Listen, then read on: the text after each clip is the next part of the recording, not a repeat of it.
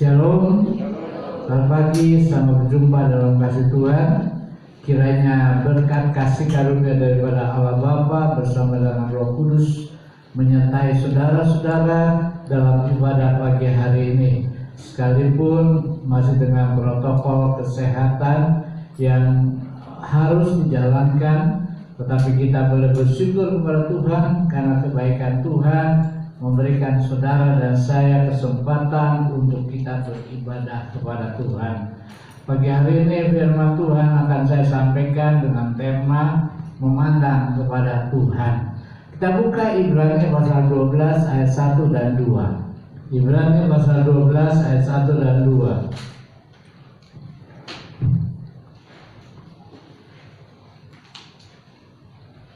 Ibrani 12 ayat 1 dan 2. Demikianlah bunyi firman Tuhan untuk kita sekalian. Karena kita mempunyai banyak saksi bagaikan awan yang mengelilingi kita, marilah kita menanggalkan semua beban dan dosa yang begitu merintangi kita, dan berlomba dengan tekun dalam perlombaan yang diwajibkan bagi kita.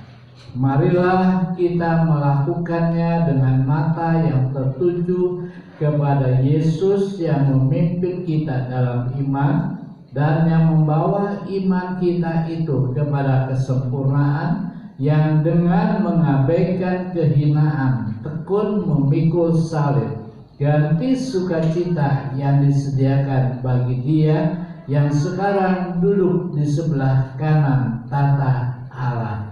Yang berbahagia adalah saudara dan saya yang membaca, merenungkannya, dan melakukannya dalam kehidupan kita setiap hari. Saudara yang dikasihi Tuhan, arti kata memandang. Arti kata memandang adalah memelihara dan memperhatikan. Yang kedua adalah menganggap, memperlakukan. Yang ketiga adalah memperdulikan, memperhatikan, dan mengingat. Itulah arti daripada memandang. Saudara yang dikasihi Tuhan, Tuhan menciptakan saudara dan saya dengan dua mata. Tuhan tidak menciptakan tiga mata, Tuhan tidak menciptakan empat mata, tapi Tuhan menciptakan saudara dengan saya dengan dua mata. Tujuannya adalah untuk melihat, untuk memandang kepada hal-hal yang baik, kepada hal-hal yang baik. Sebagai orang percaya, sebagai orang Kristen, Tuhan menciptakan kita dengan dua mata supaya kita memandang kepada Tuhan, supaya kita melihat kepada Tuhan, khususnya kita dijadikan atlet rohani yang mau tidak mau kita harus ikuti peraturan-peraturan yang ada di dalam sebuah perlombaan yang namanya perlombaan iman. Untuk kita masuk dalam perlombaan iman dan untuk kita bisa berhasil di dalam perlombaan iman, ketika kita melawan musuh-musuh kita, ketika kita melawan segala lawan-lawan kita di dalam arena pertandingan, maka kita harus mempergunakan mata kita dengan memandang. Memandang kepada siapa? Bukan memandang kepada lawan-lawan kita, bukan memandang kepada musuh-musuh kita, tetapi kita memandang kepada Tuhan. Kita harus tetap fokus kepada Tuhan di dalam perlombaan iman yang diwajibkan bagi saudara dan saya. Kita harus fokus kepada pertandingan, sehingga ketika kita lari dalam pertandingan, kita memperoleh kemenangan daripada Tuhan. Ada sebuah ilustrasi, ada sebuah dongeng tentang seorang pangeran yang ada di timur yang mempunyai anak laki-laki. yang senang berfoya-foya. Anak ini senang atau suka berfoya-foya, berpesta pora dan lain sebagainya. Tentu hal ini sangat tidak mengenakan bagi orang tuanya, memalukan bagi kerajaan Allahnya, memalukan bagi keluarganya sendiri, sehingga si ayah sudah mengingatkan, si ayah sudah memberitahukan kedudukannya dan menasehatinya supaya dia tidak melakukan hal-hal yang demikian. Tetapi apa yang dikatakan oleh anak ini? Anak itu menjawab, jalan sempit dan lurus terlalu sukar bagiku, dan tidak mungkin bagiku untuk merubah cara hidupku. Si anak ini ngotot bahwa apa yang dilakukannya itu benar, sehingga pada satu saat orang tuanya, ayahnya ini memanggil anaknya ini dan memerintahkan kepada anaknya untuk dapat membawa kulit kerang. Ketika dia sudah membawa kulit kerang, maka ayahnya memerintahkan supaya menaruh minyak di dalam kulit kerang itu. Dan anak itu disuruh berjalan, suruh pergi ke tempat-tempat yang telah tentukan oleh ayahnya. Sang anak ini menurut apa yang dikatakan oleh ayahnya. Anak ini mengambil kulit kerang, mengisinya dengan minyak dan berjalan. Satu peraturan dikatakan, apabila di dalam perjalanan kamu minyak itu tertumpah sedikit pun juga, akibatnya maka pengawal-pengawal yang mengawal kamu akan memotong leher kamu. Peraturan ini harus ditegaskan. Peraturan ini harus ditegakkan oleh si anak itu. Si anak itu berkata, baik ayah, saya siap menerima resiko. Kemudian anak itu berjalan. Dan ketika dia berjalan, apa yang dikerjakan oleh anak itu? Anak itu berjalan sambil fokus kepada minyak. Kenapa dia fokus kepada minyak yang ada dalam kulit kerang itu? Karena apabila setetes minyak di dalam kulit kerang itu tumpah, maka anak itu akan dipenggal lehernya. Anak itu akan mengalami kebinasaan. Sehingga setelah dia berjalan dengan hati-hati, dengan fokus memandang kepada minyak, dan akhirnya dia pulang ke rumahnya. Dan setelah dia pulang ke rumahnya, tidak ada setetes minyak pun yang tumpah dari kulit kerang itu. Dan ditanyakan oleh ayahnya, apakah kamu nggak melihat jalan-jalan besar di sekelilingmu? Ya, saya melihat. Apakah kamu tidak terpengaruh oleh keadaan lingkungan yang ada di sekitar kamu? Dia katakan tidak. Apa yang membuat kamu bisa berhasil? Apa yang membuat kamu bisa menjadi orang yang berhasil? Karena mata saya memandang kepada minyak ini. Mata saya memandang kepada minyak. Sementara saya berjalan, saya tidak melihat ke kiri, saya tidak melihat ke kanan, tapi saya melihat lurus ke depan sambil melihat minyak ini. Sehingga tidak ada minyak yang tertumpah pada waktu saya berjalan. Saudara yang dikasih Tuhan, apa pelajaran dari ilustrasi ini? Minyak berbicara tentang masalah. Minyak berbicara tentang persoalan. Minyak berbicara tentang sakit penyakit.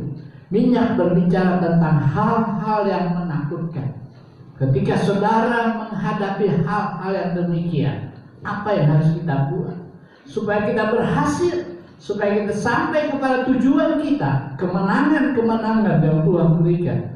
Maka mata kita bukan melihat kepada minyak itu, bukan memandang kepada persoalan itu, tetapi mari kita memandang kepada Tuhan, berjalan bersama dengan Tuhan, berjalan memandang, memberikan fokus mata kita, mata iman kita, mata rohani kita kepada Tuhan, sehingga musuh-musuh, halangan, dan segala hal yang menghalangi perjalanan iman saudara dapat kita lewati, dapat kita lalui dengan pertolongan daripada Tuhan, karena kita memandang kepada Tuhan.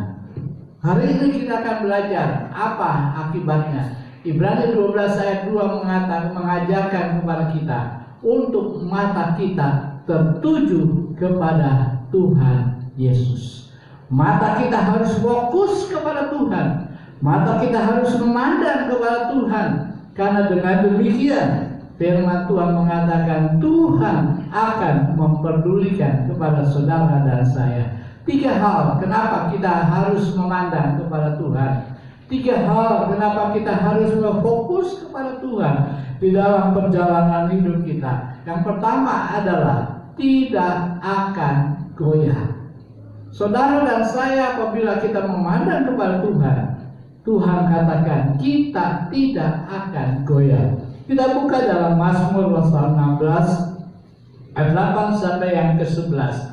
Demikian bunyi firman Tuhan, aku senantiasa memandang kepada Tuhan, karena Ia berdiri di sebelah kananku, aku tidak akan goyah. Garis bawahi, aku tidak akan goyah. Ayat yang ke-9.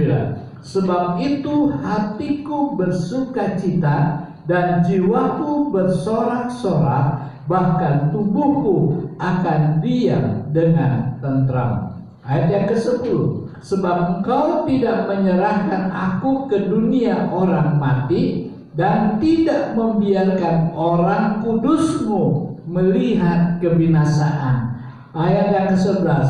Engkau memberitahukan kepadaku jalan kehidupan di hadapanmu. Ada sukacita berlimpah-limpah di tangan kananmu.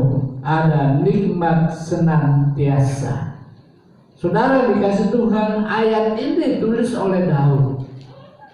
Daud menyadari di dalam perjalanannya, di dalam pertandingan imannya, ada banyak musuh, ada banyak tantangan, ada banyak hal-hal yang menakutkan bagi dirinya.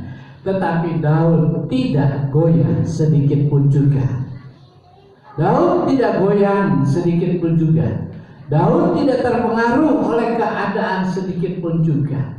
Saudara dikasih Tuhan, ada nyanyian daripada nyanyian yang lama yang mengatakan, ku selalu memandang Tuhan, ku selalu memujimu, ku percaya kepada Tuhan, ku berharap kepadanya, siang malam ku ingat Tuhan, karena Dialah pelindungku. Bersama Dia ku tak akan goyah menghadapi semua musuh.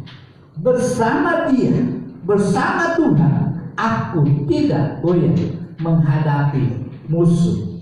Dikatakan Qur'annya, kiri kananku ada Tuhan, sekelilingku ada Tuhan, dalam hidupku ada Tuhan.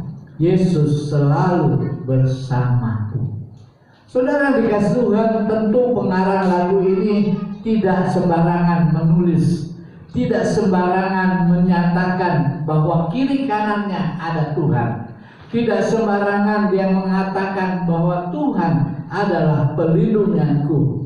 Pengarang lagu ini menulis nyanyian ini, tentu dia mengalami dampak, mengalami akibat daripada dia memandang Tuhan. Ia tidak akan goyah. Nyanyian ini mengatakan, aku memandang kepada Tuhan karena Tuhan ada di sekelilingku. Ketika aku memandang kepada Tuhan, aku tidak akan goyah. Contohnya Daud ketika melawan Goliat yang besar. Dalam 1 Samuel pasal 22 ayat yang ke-10 dikatakan, ia menanyakan Tuhan bagi Daud dan memberikan bekal kepadanya, juga pedang Goliat orang Filistin itu diberikannya kepadanya. Saudara, menghadapi Goliat yang besar, menghadapi tantangan yang besar, Daud bertanya kepada Tuhan. Artinya apa? Daud memandang kepada pertolongan Tuhan. Daud tidak berjalan sendiri. Daud tidak berperang dengan kekuatan sendiri. Daud tidak mengandalkan kehebatannya, tetapi Daud menanyakan kepada Tuhan, apa yang harus dilakukan, apa yang harus dikerjakan, apa yang harus dibuat, sehingga ketika dia menghadapi Goliat yang besar, ia tidak mengalami kegoyahan, ia tidak mengalami kegoncangan, ia tidak takut walaupun Goliat yang besar. Dia merendahkan dirinya di hadapan Tuhan. Dia percaya, dia yakin bahwa Tuhan sanggup menolong kepada dia.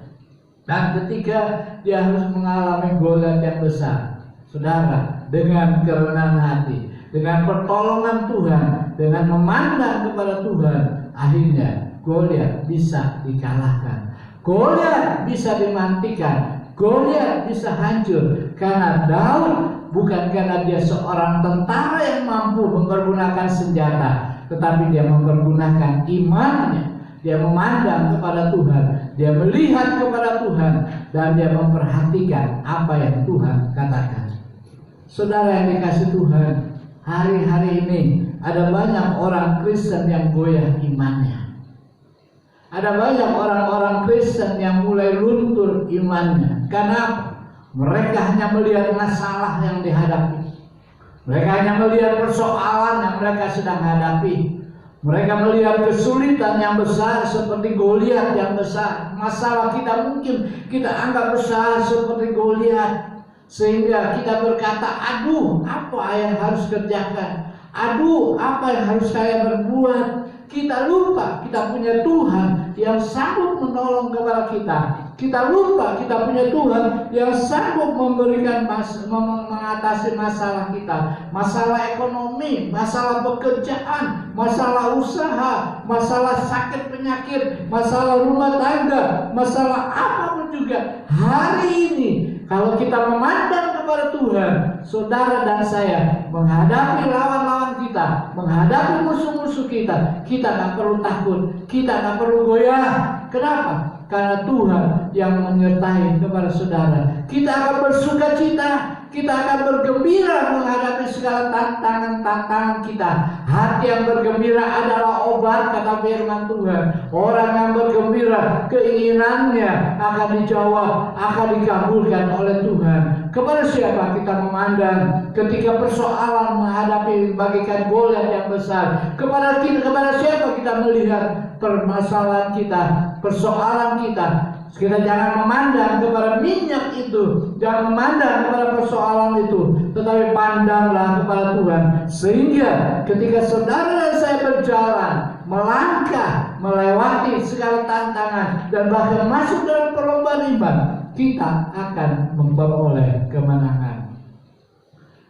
Firman Tuhan dalam 1 Samuel 22 ayat 10, ia menanyakan Tuhan bagi Daud dan memberikan bekal kepadanya. Juga pedang Goliat orang Filistin itu diberikan kepadanya. Hal yang kedua, kalau kita memandang kepada Tuhan, maka kita, saudara dan saya, akan mendapat kemenangan.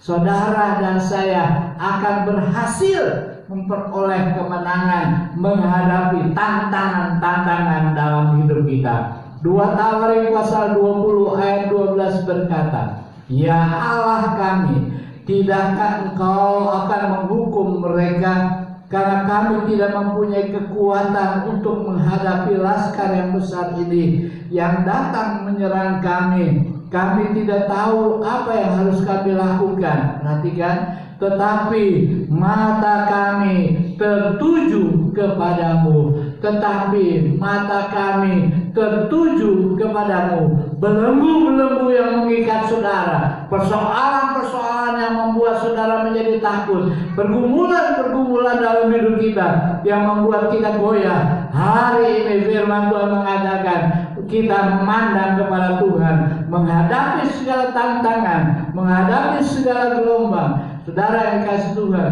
dalam setiap perlombaan iman bagi saudara dan saya, kita akan menimbulkan rasa takut karena musuh-musuh yang dalam perlombaan iman itu banyak.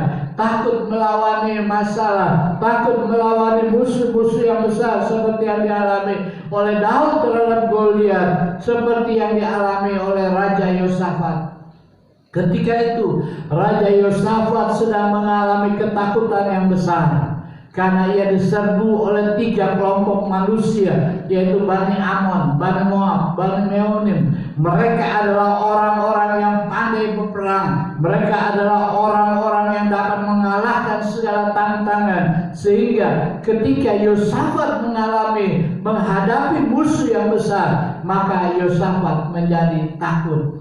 Yosafat menjadi bimbang. Yosafat tidak mempunyai kemampuan untuk melawan mereka. Tapi apa yang dikerjakan oleh Yosafat? Yosafat memandang kepada Tuhan. Yosafat tidak melihat kepada kekuatannya.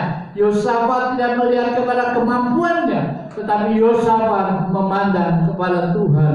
Dampak daripada memandang kepada Tuhan adalah janji Allah kepada Yosafat. Di dalam 2 Tawarik pasal yang ke-20 ayat 15b mengatakan, 2 Tawarik 20 ayat 15b, janganlah kamu takut dan terkejut karena laskar yang besar ini, sebab bukan kamu yang akan berperang, melainkan Allah. Janji yang luar biasa yang Allah berikan kepada Yosafat ketika dia menghadapi bangsa Moab, bangsa Amon dan bangsa Meonim. Maka Yosafat yang menjadi takut, tetapi janji Allah berkata, janganlah takut karena bukan kamu yang berperang, melainkan aku yang berperang untuk kamu. Hari ini firman Tuhan juga masih digenapi. Janji Tuhan masih berlaku bagi saudara dan saya.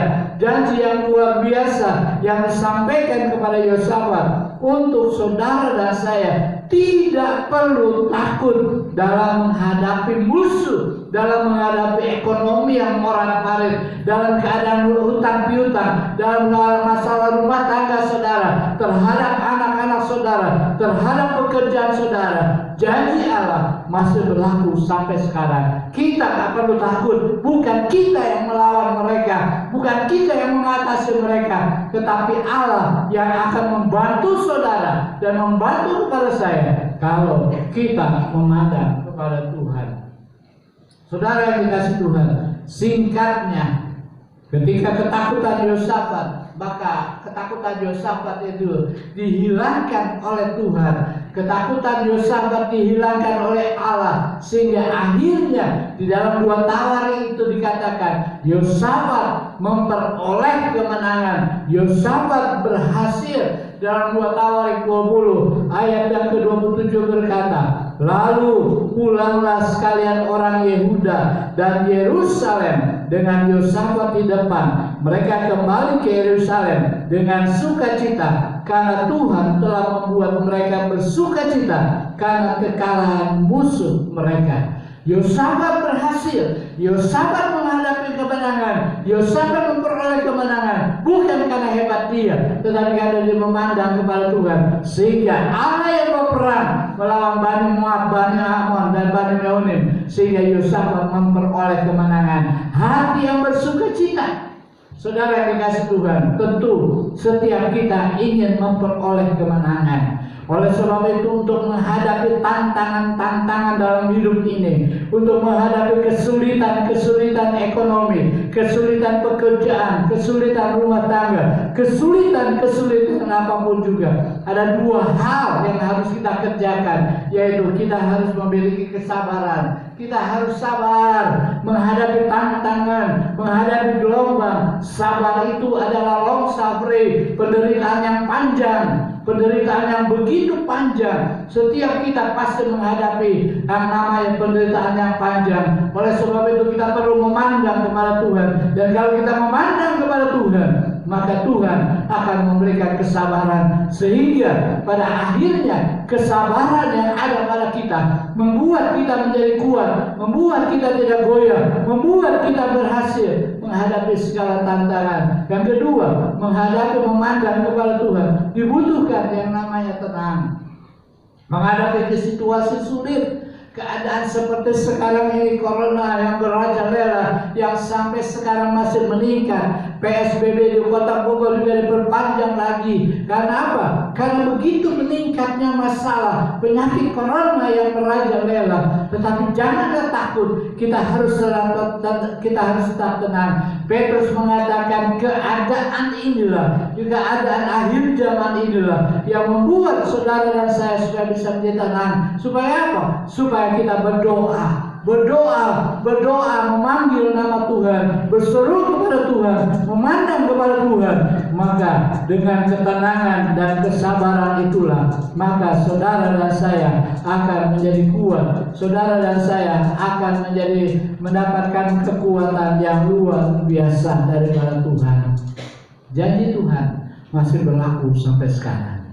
Janji Tuhan masih tetap ada sampai sekarang. Dia akan menyertai kita. Bahkan di dalam Injil Matius dikatakan, aku menyertai kamu sampai kepada kesudahan alam. Oleh sebab itulah situasi yang membuat kita takut, situasi yang membuat kita mungkin menjadi goyah, hari ini firman Tuhan mengingatkan kita bahwa Allah menyertai kepada kita. Janji Tuhan masih ada. Saudara, ada lagu yang mungkin seringkali kita dengar, janjimu seperti fajar. Janjimu seperti fajar. Baiknya mengatakan, ketika ku hadapi kehidupan ini, jalan mana yang harus kupilih? Ku tahu ku tak mampu, ku tahu ku tak sanggup. Hanya Kau Tuhan tempat jawabanku. Aku pun tahu ku tak pernah sendiri, sebab Engkau Allah yang menggendongku, tanganmu membelaku, cintamu memuaskanku, Kau mengangkatku ke tempat yang tinggi. Janjimu seperti fajar pagi hari, dan tiada pernah terlambat bersinar. Cintamu seperti fajar yang mengalir, dan ku tahu betapa dalam kasihmu. Tahukah saudara siapa menciptakan lagu ini? Lagu yang diciptakan oleh seorang yang bernama Alven Ardianto. Dia mempunyai 2 orang anak, dan ketika dia sudah menikah, ketika dia sudah berumah tangga, ketika dia sudah mempunyai 2 anak, dia menyimpan kepahitan dalam hidupnya. Kenapa dia menyimpan kepahitan? Karena pada waktu ia berpacaran, orang tuanya tidak menyetujui Alven untuk berpacaran dengan sang istri yang sekarang.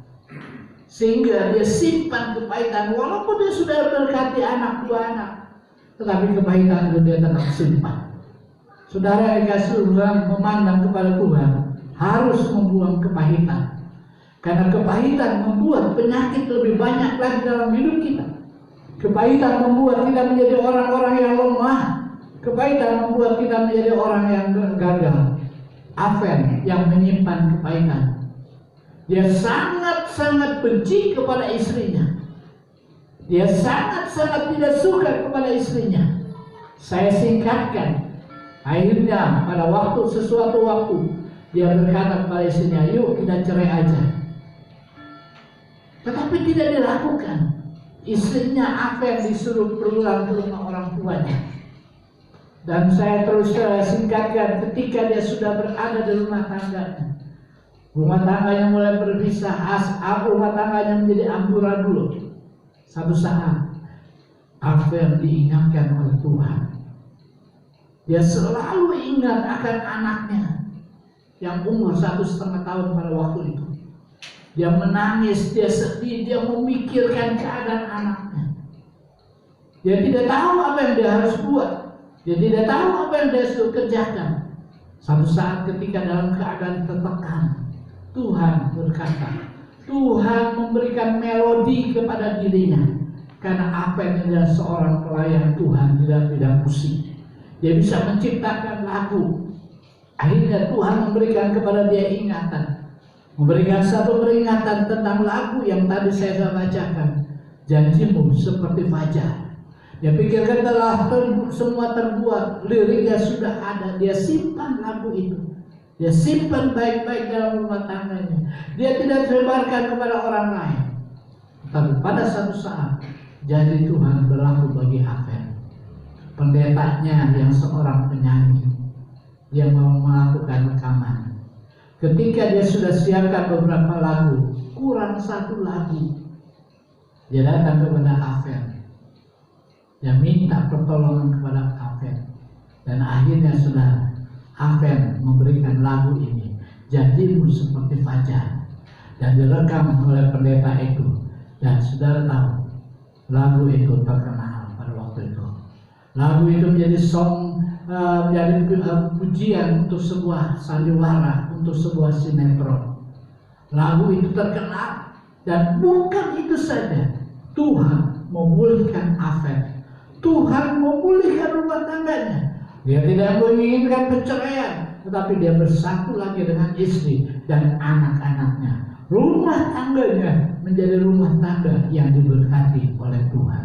Hari ini, masalah yang saudara sedang hadapi, jangan membuat saudara patah hati. Jangan membuat saudara menjadi simpan kepahitan kepada orang tua kita, kepada istri kita, kepada suami kita, kepada anak-anak kita, apalagi kepada Tuhan. Apabila sampai terjadi kepahitan dalam hidup kita, saudara perlu minta pengampunan daripada Tuhan. Dia mau melepaskan saudara, dan dia akan memberikan rumah tangga kita, usaha kita, pekerjaan kita. Jangan takut, sabar dan tenang, maka Tuhan akan menepati janjinya. Yang ketiga adalah Tuhan, apabila kita memandang kepada Tuhan, ada berkat yang melimpah. Ada berkat yang melimpah. Ibrani pasal 11 ayat yang ke-6 mengatakan, tetapi tanpa iman tidak mungkin orang berkenan kepada Allah. Sebab barang siapa berpaling kepada Allah, ia harus percaya bahwa Allah ada, dan bahwa Allah memberi upah kepada orang yang sungguh-sungguh mencari Dia. Dalam ayat ini kita mendapatkan satu pengajaran. Memandang kepada Tuhan itu tidak menjadi sia-sia atau merugikan saudara dan saya. Memandang kepada Tuhan, ada janji Tuhan berlaku bagi setiap orang yang mau memandang kepadanya. Sekalipun di tengah masalah, sekalipun di tengah persoalan yang sedang saudara hadapi, janji Tuhan tetap berlaku bagi kita, yaitu ada upah yang diberikan kepada saudara dan saya. Ada upah. Dari mana datangnya upah? Upah datang setelah kita melakukan sesuatu. Dalam hal ini adalah kita melakukan sesuatu untuk Tuhan dan memandang kepada Tuhan. Jadi firman Tuhan mengatakan, apabila kita memandang kepada Tuhan dengan iman, dengan percaya, maka ada upah yang diberikan kepada saudara. Saya tidak tahu upah apa yang saudara terima selama saudara mengikut Tuhan.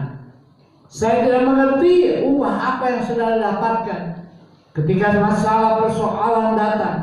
Oleh sebab itulah kita perlu memandang kepada Tuhan, karena janji Tuhan adalah memberikan upah kepada saudara dan saya, memberikan berkat, memberikan anugerah untuk saudara dan saya. Memandang kepada Tuhan harus disertai dengan iman. Firman Tuhan dalam Ibrani 11 ayat iman, tanpa iman saudara tidak akan mungkin melihat Allah. Saudara tidak mungkin memandang Allah.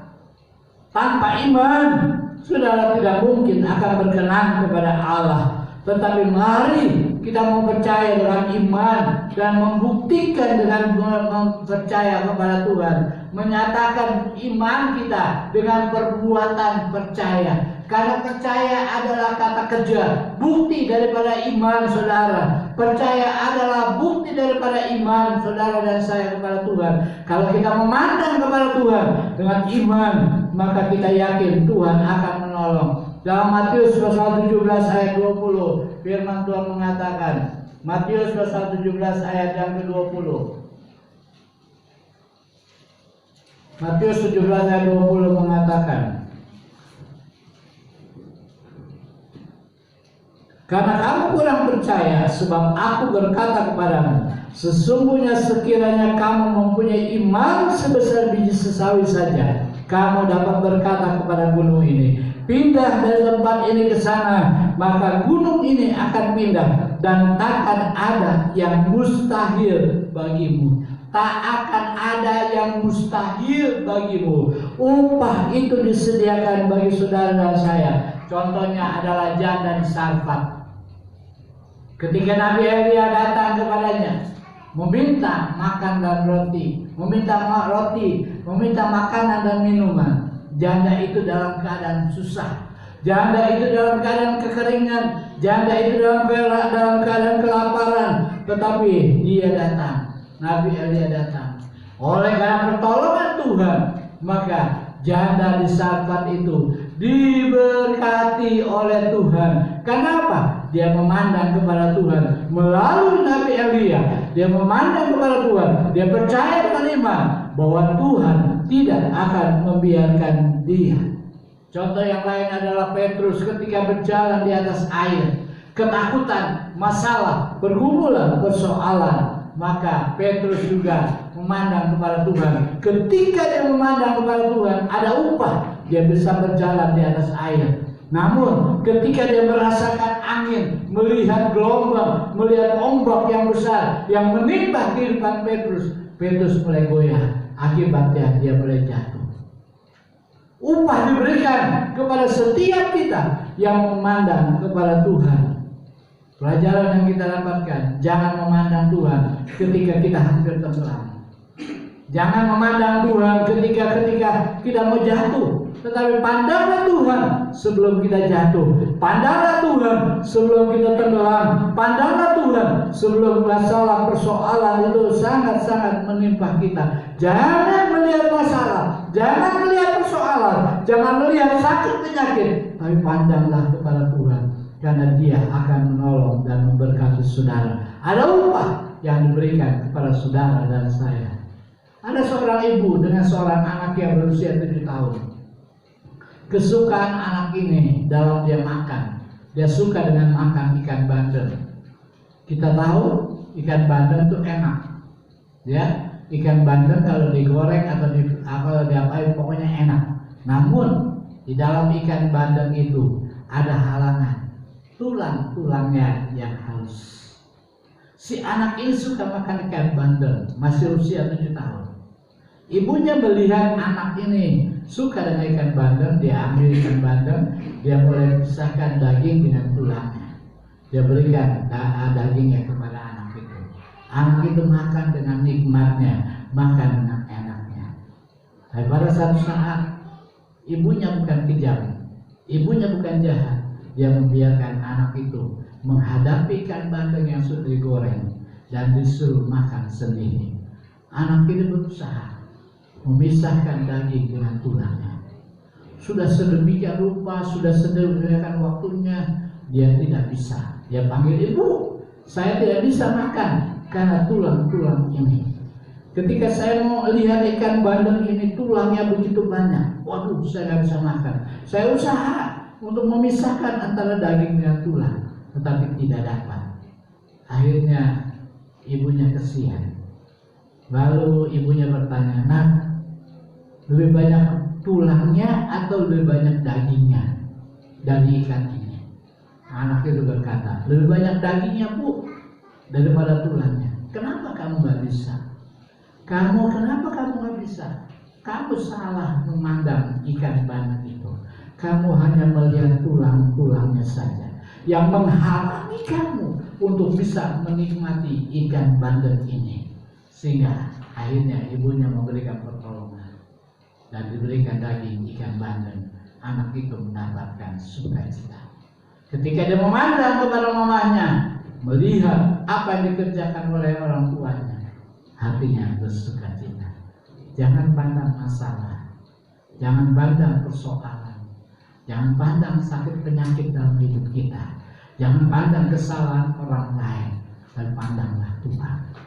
Kalau kita memandang kepada Tuhan, kita akan banyak menerima berkat-berkat daripada Tuhan. Mungkin saat belum terjadi, kita belum melihat mujizat Allah, Tapi satu kali kelak mujizat Allah itu pasti terjadi dalam hidup saudara. Mujizat Allah pasti digenapi oleh Tuhan kepada saudara. Upah diberikan kepada Tuhan oleh Tuhan kepada saudara dan saya. Sebab itu mari jangan pandang masalah tulang-tulang ikan itu yang membuat saudara tidak bisa menikmati daging daripada ikan itu. Tapi mari kita mau belajar untuk memandang kepada Tuhan. Tuhan akan menjauhkan segala tantangan, segala masalah dalam hidup kita. Lawan musuh-musuh di depan kita dengan memandang kepada Tuhan. Masalah ekonomi, masalah pekerjaan dalam pekerjaan kantor, dalam rumah tangga, masalah kesehatan adalah musuh-musuh iman saudara dan saya. Jangan pandang itu semua. Selagi saudara masih diberikan kesempatan.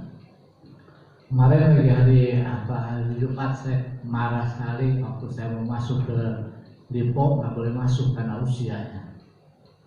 Saudara jangan pandang hal yang demikian. Saya pandang kepada Tuhan. Karena apabila kita memandang kepada Tuhan, kita tidak akan goyah. Apabila kita memandang kepada Tuhan, ada kemenangan yang pasti yang Tuhan akan berikan kepada saudara. Apabila kita memandang kepada Tuhan, ada berkat yang melimpah yang siap diberikan kepada saudara dan saya. Mari kita mau belajar memandang kepada Tuhan. Ayat terakhir kita akan baca Mazmur pasal 34 ayat yang ke-6.